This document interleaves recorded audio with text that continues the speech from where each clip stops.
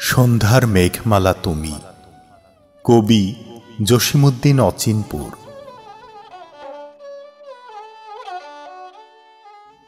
আচ্ছা বলো তো, তোমার সাথে আমার শেষ কবে কথা হয়েছিল? সেটা অবশ্য মনে নেই, দিনক্ষণ জানা নেই।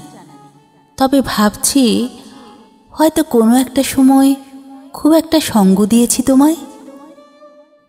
তুমি জানো, আমার প্রতিটা ক্ষণ এখনো মনে আছে। সেই পুরনো সংখ্যায় রক্তাক্ত ব্যতীত কিছুই খুঁজে পাই না তোমার স্পর্শ কাতর আমি এখনো।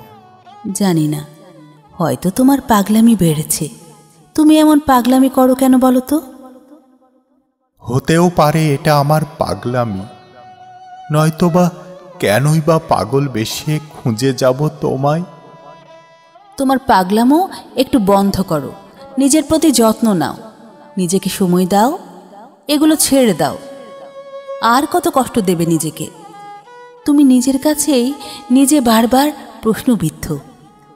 তোমাকে হয়তো বলে বিশ্বাস করাতে পারবো না, প্রতিটা ক্ষণে আমি তোমাকেই খুঁজে পাই আমার অনুভবে।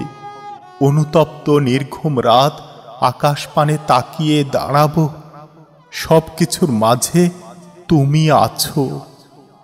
বিশ্বাস করো, আমি তোমাকে আর সময় দিতে চাচ্ছি না। আচ্ছা, এটা কি তোমার শেষ কথা? আসো না আমরা সেই পুরনো সংখ্যায় আবারও এক হই, একটু সময় একজন আরেকজনকেই ভাগাভাগি করে দিই। না, আমি পারবো না। আমি এখন নিজেকে অনেকটাই গুটিয়ে নিয়েছি তোমার থেকে। তাহলে এটা কি তোমার শেষ কথা?